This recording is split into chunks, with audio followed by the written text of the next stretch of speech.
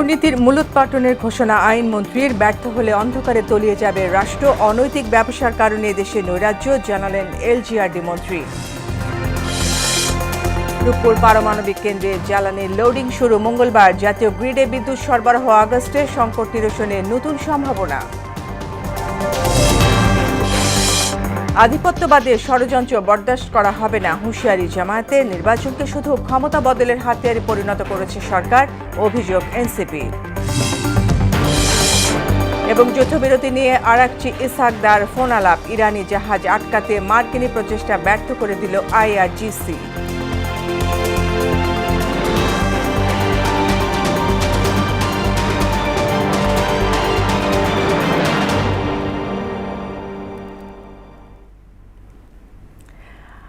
আসসালামু আলাইকুম, মোহনা সংবাদে সবাইকে স্বাগত। এতক্ষণ শুনছিলেন শিরোনাম, পুরো সংবাদের সঙ্গে আছি ফারজানা ইয়াসমিন।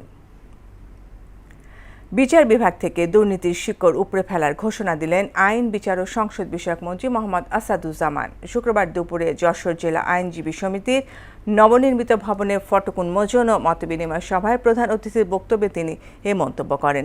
এ সময় তিনি আরও বলেন, জুলাই সনদ, মানবাধিকার কমিশন, বিচার বিভাগের স্বাধীনতা ও পৃথক বিচার বিভাগীয় সচিবালয় স্থাপন সহ প্রতিটি বিষয় ও আইন যাচাই বাছাই করে সংসদে বিল আকারে আনা হবে। আমরা এই সমস্ত করাপশনের শিকড় তুলে আনতে চাই। সচিবালয় আইনটা আমরা আরো বেশি যাচাই বাছাই করে পর্যবেক্ষণ করে এমন একটি আইন আনতে চাই যেখানে সত্যিকার অর্থে বিচারকরা সাংবিধানিকভাবে যে পথ নির্দেশ করা আছে সেই পথে হেঁটে যেতে পারেন, এবং জুলাই সনদে যেভাবে আছে আমরা ওইভাবে মানব অক্ষরে অক্ষরে। বিএনপির এজেন্ডা দিবালোকের মতো সত্য স্বচ্ছ, আমাদের কোনো হাইড অ্যান্ড সিক নাই। দেশে তেলের সংকট নেই, অনৈতিক ব্যবসার কারণেই এমন পরিস্থিতি সৃষ্টি হয়েছে বলে মন্তব্য করলেন এলজিআরডি মন্ত্রী ও বিএনপি মহাসচিব মির্জা ফখরুল ইসলাম আলমগীর। বিকেলে ঠাকুরগাঁওয়ে এক সভায় তিনি কথা বলেন। এ সময় তিনি আরও বলেন, কিছু অসাধু চক্র তেল মজুত করে কালোবাজারে বিক্রি করছে, যা দেশের অর্থনীতি ও সাধারণ মানুষের জন্য ক্ষতিকর। এ ধরনের কর্মকাণ্ড বন্ধে প্রশাসনকে কঠোর ব্যবস্থা গ্রহণের নির্দেশ দেওয়া হয়েছে। এই সমস্যাটা তেল কমের জন্য নয়, সরবরাহ কমের জন্য নয়, এই সমস্যাটা কিছুটা হচ্ছে তৈরি করা। দুঃখজনক ভাবে কিছু মানুষ এখানে একটা অনৈতিক ব্যবসা শুরু করেছে, যে ব্যবসাটা আমাদের জন্য, দেশের জন্য, জাতির জন্য ক্ষতিকর। আমি ডিসি সাহেবকে বলেছি, ওনারা যোগ করেছেন, এটার দিকে আরো নজর দিতে হবে। অপরিশোধিত জ্বালানি তেল আমদানিতে অতিরিক্ত ব্যয়ের প্রভাব সাধারণ ভোক্তা পর্যায়ে পড়বে না বলে জানিয়েছেন বাণিজ্যমন্ত্রী খন্দকার আব্দুল মুক্তাদির। আর জ্বালানির সংকট বৈশ্বিক দাবি করে সম্মিলিতভাবে তা মোকাবেলা করার কথা জানিয়েছেন অর্থ পরিকল্পনা মন্ত্রী আমির খসরু মাহমুদ চৌধুরী। শুক্রবার সিলেট এবং চট্টগ্রামে এসব কথা বলেন তারা। প্রতিনিধিদের তথ্যে আরও জানাচ্ছেন মিশেল বিনতে আনোয়ার। শুক্রবার দুপুরে চট্টগ্রাম বিশ্ববিদ্যালয়ে সরস্বতী জ্ঞান মন্দিরের উদ্বোধন করেন অর্থ ও পরিকল্পনা মন্ত্রী আমির খসরু মাহমুদ চৌধুরী। এ সময় দেশের জ্বালানি সংকট নিয়ে মন্ত্রী বলেন, জ্বালানি সংকট একটি বৈশ্বিক সংকট, সম্মিলিতভাবে তা মোকাবেলা করতে হবে। তিনি আরও বলেন, দেশে অস্থিতিশীলতা তৈরি করে কেউ দেশের অগ্রযাত্রাকে বাধাগ্রস্ত করতে চাইলে কাউকে ছাড় দেয়া হবে না। আমরা একটা স্থিতিশীল, সংবেদনশীল, সহনশীল রাজনীতির পথে চলছি বাংলাদেশে। এই পথে যারা বাধাগ্রস্ত করবে কাউকে ছাড় দেওয়া হবে। সরকারকে উচ্চ মূল্যে জ্বালানি কিনতে হচ্ছে জানিয়ে সামান্য দাম বাড়ানো ছাড়া উপায় ছিল না বলেও জানান অর্থমন্ত্রী। বাংলাদেশে যেরকম সংকট, সারা বিশ্বে একই সংকট, বরঞ্চ আমরা একমাত্র দেশ খুব দেরি করে কিছু মূল্য বৃদ্ধি করেছে জ্বালানির। এদিকে দুপুরে সিলেটের বাসিয়া খাল পরিদর্শন শেষে জ্বালানি তেল আমদানিতে অতিরিক্ত ব্যয় হলেও তার প্রভাব দেশের সাধারণ মানুষের উপর পড়বে না বলে আশ্বস্ত করেছেন বাণিজ্যমন্ত্রী খন্দকার আব্দুল মুক্তাদির। তিনি আরও বলেন, বিশ্ববাজার থেকে বেশি দামে তেল কেনা হলেও সরকার তা ভোক্তা পর্যায়ে সরাসরি পৌঁছাতে দেবে না। বাইরে থেকে ডিজেল আনি বা অন্য পেট্রোলিয়াম জাতীয় পণ্য আনি, পাম্প থেকে আপনি ডিজেল পাচ্ছেন 115 টাকা। বাড়তি মূল্যে আসলেও সেই অভিঘাতটা সরকার তার বিভিন্ন টুলসের মাধ্যমে ধারণ করে, সেই শকটা ভোক্তা পর্যায়ে পৌঁছাতে দেয় না। বৈশ্বিক অস্থিতিশীলতার কারণে জ্বালানি খাতে সৃষ্ট চ্যালেঞ্জের কথা উল্লেখ করে তিনি জানান, এই অবস্থা মোকাবিলায় সরকার অগ্রাধিকার ভিত্তিতে জ্বালানি সংরক্ষণ সক্ষমতা বাড়াতে কাজ করছে। বৈশ্বিক পরিস্থিতির কারণে যে সারা দেশ জিম্মি হয়ে পড়ে, এই জিম্মি দশা থেকে দেশকে মুক্ত করার জন্য জ্বালানি মন্ত্রণালয় অগ্রাধিকার ভিত্তিতে ইনশাআল্লাহ স্টোরেজ ফ্যাসিলিটি নির্মাণের উদ্যোগ নেবে। আগামী 2 মে প্রধানমন্ত্রী তারেক রহমান বাসিয়া খাল খনন কাজ উদ্বোধন করবেন বলে জানান পানি সম্পদ প্রতিমন্ত্রী ফরহাদ হোসেন আজাদ। 10 মে মাননীয় প্রধানমন্ত্রী এই খালের খনন উদ্বোধন করবেন। মিশাল বিনতা আনোয়ার, মোহনা সংবাদ। শহীদ প্রেসিডেন্ট জিয়াউর রহমান। মে দিবস উপলক্ষে ঢাকায় বর্ণাঢ্য সমাবেশের আয়োজন করবে বাংলাদেশ জাতীয়তাবাদী শ্রমিক দল। এতে প্রধান অতিথি হিসেবে উপস্থিত থাকবেন বিএনপি চেয়ারম্যান ও প্রধানমন্ত্রী তারেক রহমান। বিকেলে নয়াপল্টনে কেন্দ্রীয় কার্যালয়ের সংবাদ সম্মেলনে একথা জানান দলের সিনিয়র যুগ্ম মহাসচিব রুহুল কবির রিজভী। তিনি আরও জানান, শুক্রবার বেলা 2:30টায় নয়াপল্টনে এই সমাবেশ অনুষ্ঠিত হয়। নিঃসন্দেহে একটি বড় কর্মসূচি, একটি বড় শ্রমিক সমাবেশ। এই সমাবেশটি যাতে বর্ণাঢ্য এবং সব দিক থেকে সাফল্যমণ্ডিত করা যায় তার জন্য ব্যাপক প্রস্তুতি গ্রহণ করেছে জাতীয়তাবাদী শ্রমিক দল। ইতিমধ্যে গতকাল থেকে শুরু হয়েছে বিভিন্ন প্রস্তুতি সভা, আজকেও এই প্রস্তুতি সভা হলো এবং এইভাবে 1 মে পর্যন্ত নানা কাজ এবং প্রস্তুতির যাবতীয় যে বিষয় সেগুলি সম্পন্ন করবে জাতীয়তাবাদী শ্রমিক দল। 28 এপ্রিল থেকে শুরু হতে যাওয়া পাবনার রূপপুর পারমাণবিক বিদ্যুৎ কেন্দ্রে ফুয়েল বা জ্বালানি লোডিং এরপর পরীক্ষামূলকভাবে জুলাইয়ের শেষ দিকে অথবা আগস্টের প্রথম সপ্তাহে এই প্রকল্প থেকে জাতীয় গ্রিডে বিদ্যুৎ সরবরাহ শুরু হবে। বিজ্ঞান ও প্রযুক্তি মন্ত্রণালয়ের উচ্চ পদস্থ কর্মকর্তারা গণমাধ্যমকে বিষয়টি নিশ্চিত করেছেন। এর মাধ্যমে দেশে প্রথম পারমাণবিক বিদ্যুৎ কেন্দ্র চালুর পথে গুরুত্বপূর্ণ মাইল ফলক অর্জিত হবে। এর আগে গত 16 এপ্রিল বাংলাদেশ পরমাণু শক্তি নিয়ন্ত্রণ কর্তৃপক্ষ প্রথম ইউনিটের জন্য কমিশনিং লাইসেন্স প্রদান করে। এর মাধ্যমে 28 এপ্রিল জ্বালানি লোডিংয়ের পথ প্রশস্ত হয়। আধিপত্যবাদের ষড়যন্ত্র বরদাস্ত করা হবে না উল্লেখ করে সবকিছু ছিন্ন ভিন্ন করে দেওয়ার হুঁশিয়ারি দিলেন জামায়াতে ইসলামের আমির ডক্টর শফিকুর রহমান। নতুন করে ফ্যাসিবাদ কায়েমের চেষ্টা করলে তাদেরকে নিকট অতীত থেকে শিক্ষা নেয়ার অনুরোধ জানান জামায়াত আমির। বিকেলে রাজধানীর সোহরাওয়ার্দী উদ্যানে গণভোটের রায় বাস্তবায়নে বাংলাদেশ খেলাফত মজলিসের গণসমাবেশে এসব কথা বলেন তিনি। দেশপ্রেমিকরাই ভবিষ্যতে দেশ পরিচালনা করবে জানিয়ে নেতাকর্মীদের জনগণের অধিকার আদায় না হওয়া পর্যন্ত লড়াই চালিয়ে যাওয়ার আহ্বান জানান ডক্টর শফিকুর রহমান। জন্য যতবার প্রয়োজন আমিও তোমাদের কাতারে দাঁড়িয়ে বলছি, আমিও যুবক জীবন দিতেই থাকবো ইনশাআল্লাহ। বিড়ালের মতো বাঁচতে চাই না, 100 বছর 1000 বছর, সিংহের মতো বাঁচতে চাই 1 সেকেন্ড। এর মাঝে আর কোনো কম্প্রোমাইজ হবে না ইনশাআল্লাহ। আধিপত্যবাদের কোনো ষড়যন্ত্র বরদাস্ত করা হবে না, সব কিছুকে ছিন্ন ভিন্ন করে দেওয়া হবে ইনশাআল্লাহ।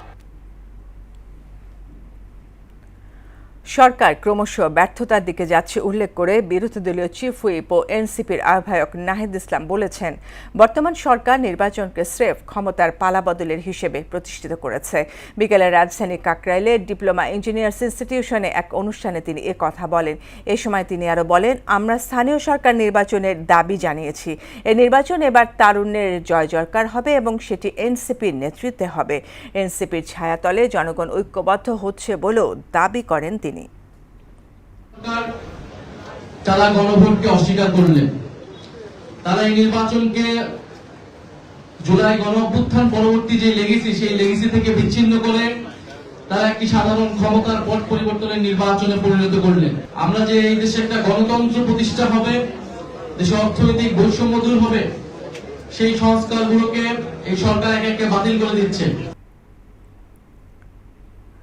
দেশ জুড়ে উদ্বেগজনক হারে বাড়ছে হামে সংক্রমণ। 24 ঘন্টায় এই রোগের উপসর্গে আরও 7 শিশুর মৃত্যু হয়েছে। এর মধ্যে 4 জন নিশ্চিতভাবে হামে আক্রান্ত এবং বাকি 3 জন উপসর্গ নিয়ে মারা যায়। এ সময় আক্রান্তের সংখ্যা 1387 জন বলে স্বাস্থ্য অধিদপ্তর থেকে পাঠানো এক সংবাদ বিজ্ঞপ্তিতে জানা গেছে। মুন্সিগঞ্জ জেনারেল হাসপাতাল পরিদর্শন করেছেন স্বাস্থ্যমন্ত্রী সর্দার মোহাম্মদ সাখাওয়াত হোসেন। শুক্রবার বিকেলে আকস্মিক সফরে তিনি হাসপাতালের ভ্যাকসিনের স্টক রেজিস্টার চেক করেন। বিভিন্ন অনিয়ম ও দায়িত্বে গাফিলতির অভিযোগের প্রেক্ষিতে মুন্সিগঞ্জ জেলার সিভিল সার্জন, হাসপাতালের তত্ত্বাবধায়ক এবং স্টেনোটাইপিস্ট মিজানুর রহমানকে প্রত্যাহার করার সিদ্ধান্ত নেওয়া হয়েছে বলে জানান স্বাস্থ্যমন্ত্রী সর্দার মোহাম্মদ সাখাওয়াত হোসেন। এ সময় মুন্সিগঞ্জ 2 আসনের সংসদ সদস্য অ্যাডভোকেট আব্দুল সালাম আজাদ সহ স্বাস্থ্য মন্ত্রণালয় ও আইন শৃঙ্খলা বাহিনীর ঊর্ধ্বতন কর্মকর্তারা উপস্থিত ছিলেন। টিকা নাই কথাটা এখান থেকে বলেছে, এটা একটা স্যাবোটেজ। এবং সুপার সাহেব যে ইন্টারভিউটা দিয়েছে, একজন সরকারি অফিসার দায়িত্বহীনতার ঊর্ধ্বে উঠে যে ইন্টারভিউটা করেছে, total damage to the government. নির্দেশনা দেওয়া আছে, এটা দেখে না খেয়ে ছুটে এসেছে, সবকিছু পেয়েছে। আমরা এই সুপারিনটেন্ডেন্টকে ক্লোজ করেছি, you will not be able to sit in the chair anymore. সরকার বাস ভাড়া কিলোমিটার প্রতি 11 পয়সা বাড়ালেও পরিবহন মালিকরা তা মানছেন না বলে অভিযোগ যাত্রীদের। নতুন ভাড়ার তালিকা নেই দূরপাল্লার কোনো বাস কাউন্টারে। সংশ্লিষ্টরা বলছেন এখনও নতুন ভাড়ার তালিকা হাতে পাননি তারা। অতিরিক্ত ভাড়া আদায়ের অভিযোগ অস্বীকার করে পরিবহন সংশ্লিষ্টরা বলেন আগের ভাড়াতেই টিকিট বিক্রি করছেন তারা। এমদাদুল হক খানের রিপোর্ট। বৈশ্বিক সংকটের জেরে দেশে জ্বালানি তেলের মূল্য বৃদ্ধি করতে বাধ্য হয় সরকার। তেলের মূল্য বৃদ্ধির কারণ দেখিয়ে ভাড়া বাড়ানোর জোর দাবি জানিয়ে আসছিল পরিবহন মালিকরা। এর ফলে বাস ভাড়া কিলোমিটার প্রতি 11 পয়সা বৃদ্ধি করে সরকার। সে হিসাবে 100 কিলোমিটারে অতিরিক্ত বাস ভাড়া বৃদ্ধি পাবে 11 টাকা। তবে সে হিসাবটা মানছে না বাস মালিকরা। যাত্রীদের অভিযোগ, ঢাকা থেকে ঝিনাইদহ যেতে আগে যেখানে 650 টাকা লাগতো, এখন সেখানে ভাড়া নিচ্ছে 750 টাকা। ঝিনাইদহের মতো বিভিন্ন গন্তব্যে এমন বাড়তি ভাড়া নেওয়ার অভিযোগ করেন দূরপাল্লার যাত্রীরা। আমি তো 150 টাকা দিতাম মুতুলি যায়, কিন্তু এখন এরা বলতে চাইছে 80 টাকা দিতে হবে। লিটারে তেলের দাম বেড়েছে 15 টাকা, যাত্রীপতিরা 100 টাকা বাড়ি দিয়েছে, 50 টাকা বাড়াতে বাধ্য। আমি দর্শনা থেকে আসছি 12 তারিখ, সেদিন 650 টাকায় আসছি, আজকে যাইতেছি 750। আমরা তো আগে 650 টাকা করে ঝিনাইদহ যেতাম, এখন হলো আমাদেরকে 700 টাকা 750 টাকা, মানে 750 টাকার কম নিবে না। রাজধানীর গাবতলী বাস টার্মিনালের বিভিন্ন বাস কাউন্টার ঘুরে কোথাও নতুন ভাড়ার তালিকা দেখা যায়নি। কাউন্টারের দায়িত্বরতরা জানান তারা পূর্বের ভাড়াতে টিকিট বিক্রি করছেন। আগের ভাড়ায় তাই দিচ্ছে না মানুষ, তার থেকেও 200-300 টাকা কম বলতেছে। সিগনেচার করা যে মালিক সমিতি যে চার্ট দিবে আমাদের, যে ওই চার্ট থাকে সবসময় সামনে ঝুলানো থাকে, ওই চার্ট এখন আমরা পাই নাই। হয়তো আজকে কালকে দিবে আর কি, দিলাম টাকা দিব। বাড়তি ভাড়া নেয়ার বিষয়ে তাদের দাবি, প্রতিযোগিতার বাজারে তারা আগে 100 টাকা কম নিত, কিন্তু বর্তমানে সেই 100 টাকা নিচ্ছেন। বরাবরের মতো এটাকে আগে নির্ধারিত ভাড়া বলে জানান তারা। ব্যবসার সুবাদে বা ব্যবসার ক্ষেত্রে বা প্রতিরক্ষার ক্ষেত্রে, মানে আশেপাশে যারা আছে সবার সাথে মিল মহব্বত রেখে কাজ করার তাগিদে আমরা 650টা সবাই মিলে এটা করেছিলাম। তবে বাড়তি ভাড়া নেয়ার কথা স্বীকার করলেন চালকরা। ভাড়া বাড়াইছে, এখন এটা কোম্পানি জানে, এটা তো আমি চালক, আমি কিছু জানি না। অন্য চালকদের দাবি, যাত্রীরা বাড়তি ভাড়া দিতে আগ্রহী নয়, তারা সরকার নির্ধারিত ভাড়ার চেয়েও কম টাকা দিতে চায়। আগেরটাই তো দেন, আগে তো 180 টাকা ভাড়া, ওইটাই তো দেন, 180 টাকাই তো দেন। তেলের মূল্য বৃদ্ধির কারণে বাড়তি ভাড়ার বিষয়টি মেনে নিলেও সরকার নির্ধারিত ভাড়ার বেশি যাতে পরিবহনগুলো নিতে না পারে সে ব্যাপারে সংশ্লিষ্ট কর্তৃপক্ষের নজরদারির দাবি জানান যাত্রীরা। সামান্য কিছু বাড়লে সমস্যা নাই, ভাড়া যে গুণে বাড়াইছে তো এটা অবশ্যই সরকারের দেখা উচিত। এমদাদুল হক খান, মহানগর সংবাদ, ঢাকা। আন্তর্জাতিক প্রসঙ্গ। ওমান সাগরে মার্কিন বাহিনীর আটকানোর প্রচেষ্টা ব্যর্থ করে দিয়ে নিরাপদে বন্দরে পৌঁছেছে ইরানি পণ্যবাহী জাহাজ। চাল বোঝাই জাহাজটিকে ওমান সাগরে মার্কিন নৌবাহিনী আটকের চেষ্টা করলে ইরানের প্রতিরক্ষা বাহিনী IRGC নৌ ইউনিট দ্রুত সেখানে পৌঁছায়। পরে জাহাজটিকে পাহারা দিয়ে নিরাপদ গন্তব্যে নিয়ে আসে। এদিকে পাকিস্তানের সেনাপ্রধান ফিল্ড মার্শাল আসিম মুনির এবং দেশটির পররাষ্ট্রমন্ত্রী ইসহাক দারের সঙ্গে ফোনে কথা বলেছেন ইরানের পররাষ্ট্রমন্ত্রী আব্বাস আরাকচির সঙ্গে পাকিস্তানি কর্মকর্তাদের আঞ্চলিক বিষয়াবলী এবং যুদ্ধবিরতি নিয়ে আলোচনা হয়েছে। ভারত মহাসাগরে অবস্থানরত যুক্তরাষ্ট্রের বিমানবাহী রণতরী USS জর্জ H.W. বুশ মধ্যপ্রাচ্যের দিকে এগুচ্ছে। এদিকে সব ভারতীয় নাগরিকদের ইরান ত্যাগ করতে নির্দেশ দিয়েছে নয়াদিল্লি। আর ইরানের সঙ্গে চলমান উত্তেজনাকর পরিস্থিতিতে পারমাণবিক অস্ত্র ব্যবহারের কোনো ধরনের পরিকল্পনা নেই বলে জানিয়েছেন মার্কিন প্রেসিডেন্ট ডোনাল্ড ট্রাম্প। অন্যদিকে হরমুজে চলাচলের জন্য মিত্র দেশগুলোকে কোনো ফি দিতে হবে না বলে জানিয়েছে ইরান। ঐশী আলমের ডেস্ক রিপোর্ট। মার্কিন যুক্তরাষ্ট্রের বিমানবাহী রণতরী ইউএসএস জর্জ এইচ.ডব্লিউ. বুশ মধ্যপ্রাচ্যের দিকে এগোচ্ছে। বর্তমানে রণতরীটি ভারত মহাসাগর দিয়ে তার নির্ধারিত গন্তব্যের দিকে অগ্রসর হচ্ছে। মধ্যপ্রাচ্যে আগে থেকে অবস্থান করা মার্কিন জাহাজগুলোর সঙ্গে এই রণতরী যোগ দেবে নাকি অন্য কোনো একটি জাহাজের পরিবর্তে আসছে তার স্পষ্ট ব্যাখ্যা দেয়নি ওয়াশিংটন।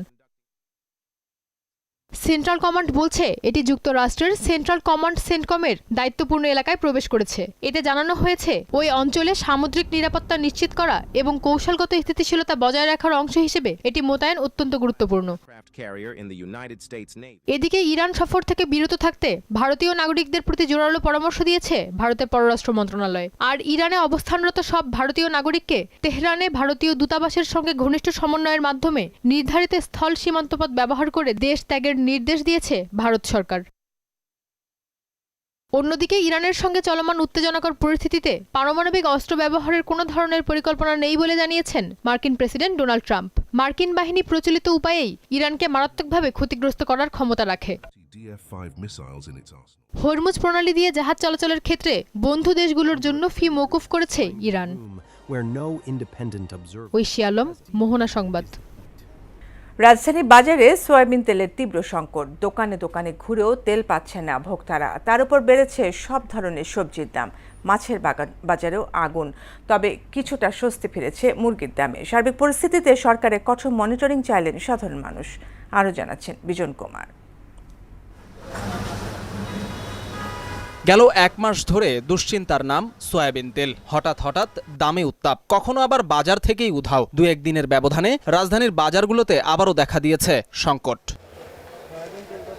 ভোক্তারা টাকা নিয়ে ঘুরছেন, কিন্তু সয়াবিন তেল নেই। বিকল্প হিসেবে সানফ্লাওয়ার বা ক্যানুলা অয়েল বিক্রি হচ্ছে, কিন্তু তার দাম আকাশচুম্বী। বাইরের কাছে আগে যখন আসতাম পরিচিত দোকানদার প্রায় আমার তেল দিত, আজকে নাই করতেছে, তেল নাই। দোকানদারগুলো ইচ্ছাকৃতভাবে কিছু প্রাইস করে রাখছে, মানে ওই যুদ্ধের কথা বলে। মোহাম্মদপুর বাজারের ব্যবসায়ীরা বলছেন চাহিদা অনুযায়ী সয়াবিন তেল পাচ্ছেন না তারা। 10 কার্টুনের বিপরীতে মিলছে অর্ধেকেরও কম। বুঝতে বিগত এক মাস যাবত আমরা পাইতেছি না, খুব সংকট দেখাচ্ছে।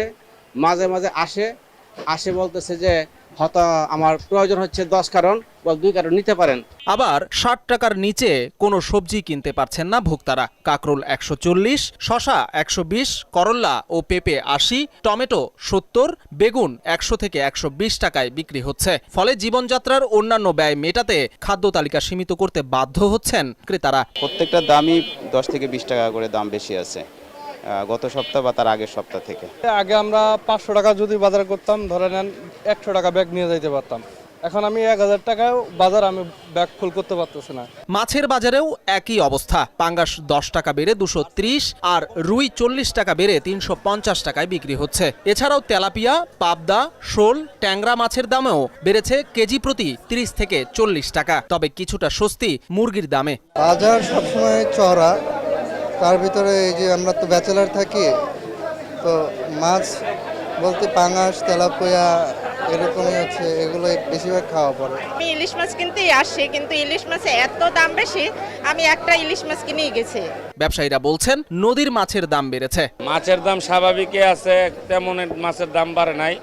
এর মধ্যে দেশীয় চাষের মাছটা ছাড়া যেগুলো নদীর মাছ, এগুলো একটু দাম বাড়তি। নিত্যপণ্যের দাম নিয়ন্ত্রণে সরকারের কঠোর নজরদারি চাইলেন সাধারণ মানুষ। বিজন কুমার, মোহনা সংবাদ, ঢাকা। খেলার খবর ক্রিকেট। নিউজিল্যান্ডের বিপক্ষে 3 ম্যাচের টি20 সিরিজের প্রথম 2 ম্যাচের টিকিটের মূল্য প্রকাশ করেছে বিসিবি।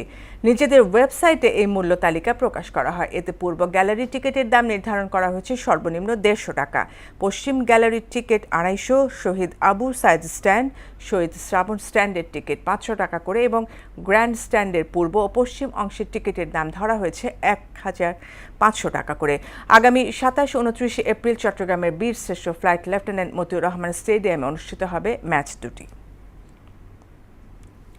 নারী দলের ওয়ানডে সিরিজের তৃতীয় শেষ ম্যাচে আগামীকাল মাঠে নামছে বাংলাদেশ ও শ্রীলঙ্কা। সকাল 9:30টায় রাজশাহীর শহীদ কামরুজ্জামান স্টেডিয়ামে মুখোমুখি হবে দু দল। প্রথম ম্যাচও 3 উইকেটে জিতলেও পরেরটিতে লঙ্কানদের কাছে 4 উইকেটে হেরে যায় স্বাগতিকরা।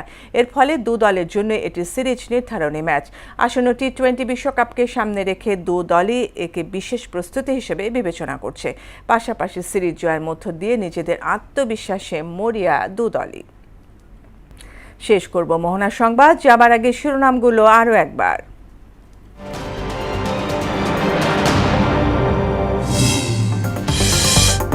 দুর্নীতির মূলোৎপাটনের ঘোষণা আইনমন্ত্রীর, ব্যর্থ হলে অন্ধকারে তলিয়ে যাবে রাষ্ট্র, অনৈতিক ব্যবসার কারণে দেশে নৈরাজ্য, জানালেন এলজিআরডি মন্ত্রী। রূপপুর পারমাণবিক কেন্দ্রে জ্বালানির লোডিং শুরু মঙ্গলবার, জাতীয় গ্রিডে বিদ্যুৎ সরবরাহ আগস্টে, সংকট নিরসনের নতুন সম্ভাবনা। আধিপত্যবাদের ষড়যন্ত্র বরদাস্ত করা হবে না, হুঁশিয়ারি জামায়াতে। নির্বাচনকে শুধু ক্ষমতা বদলের হাতিয়ারে পরিণত করেছে সরকার, অভিযোগ এনসিপির। এবং যুদ্ধবিরতি নিয়ে আরাকচি ইসহাকদার ফোন আলাপ, ইরানি জাহাজ আটকাতে মার্কিনী প্রচেষ্টা ব্যর্থ করে দিল আইআরজিসি।